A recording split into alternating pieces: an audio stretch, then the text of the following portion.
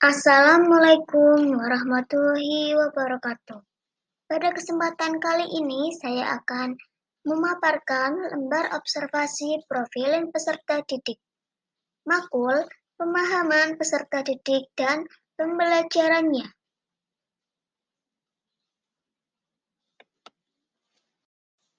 Sebelumnya, saya akan memperkenalkan diri. Perkenalkan, nama saya Vika Fitri Febrianti, NIM 14060225549. Saya mahasiswa PPG Prajabatan Gelombang 2, Rombel 2, Universitas Negeri Semarang.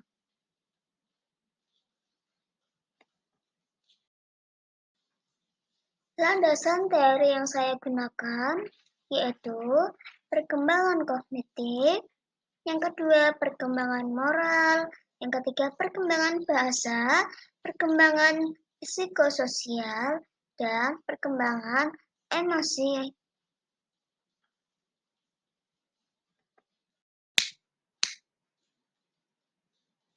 Berikutnya ada instrumen profiling peserta didik, yaitu perkembangan fisik anak usia 6 sampai 12 tahun. Di sini mengetahui karakteristiknya peserta didik berupa usia, tinggi badan, berat badan, lingkar kepala, dan ukuran kaki.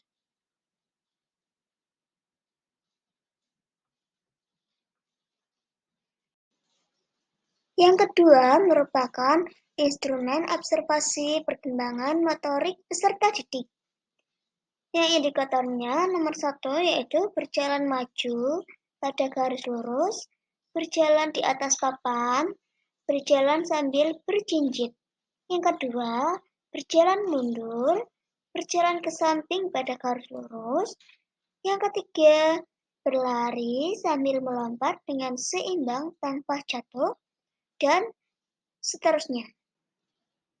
Berikutnya ada instrumen observasi perkembangan bahasa peserta didik. Yang digunakan yaitu perkembangan bahasa kelas rendah.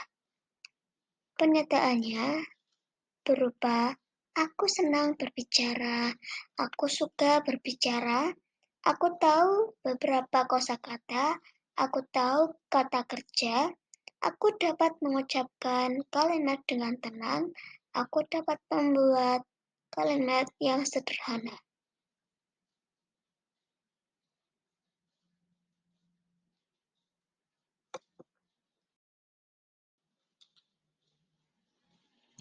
Berikutnya ada lembar instrumen observasi kognitif. Pernyataan yang digunakan, yang pertama menunjukkan aktivitas yang bersifat eksploratif dan menyelidiki.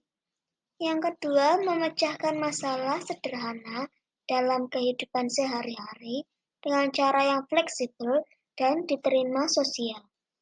Yang ketiga menerapkan pengetahuan atau pengalaman dalam konteks yang baru.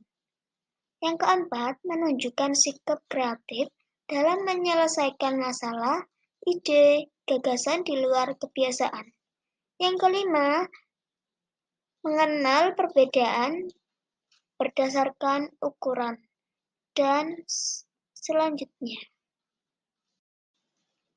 Berikutnya, instrumen perkembangan sosio-emosional. Di sini sebelum dibagikan angket, peserta didik diberitahu petunjuk menjawabnya. Dan diberitahu bahwa cara menjawabnya dengan memberikan tanda centang. Dan keterangan S itu untuk selalu, TP tidak pernah, KD kadang-kadang, SR sering. Dan pernyataan yang digunakan berupa sikap sopan kepada guru ketika bertanya, menyapa guru saat bertemu meskipun di luar lingkungan sekolah, mengetuk pintu terlebih dahulu pada saat ada guru ketika masuk ke kelas, bertengkar dengan teman hingga memukulnya, dan yang terakhir, Berbicara dengan teman sehingga sopan dan tidak mengucapkan kata-kata kotor. Yang terakhir, ada instrumen angket motivasi belajar.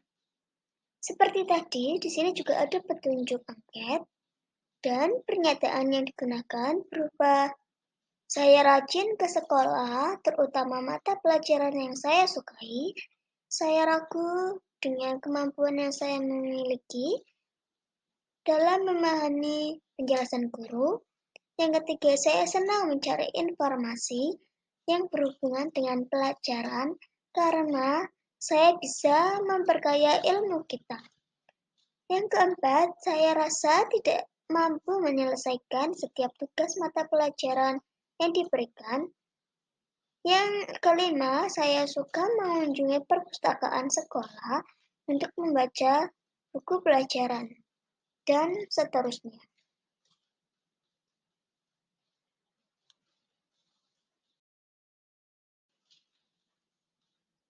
Cukup sekian dari saya akhiri.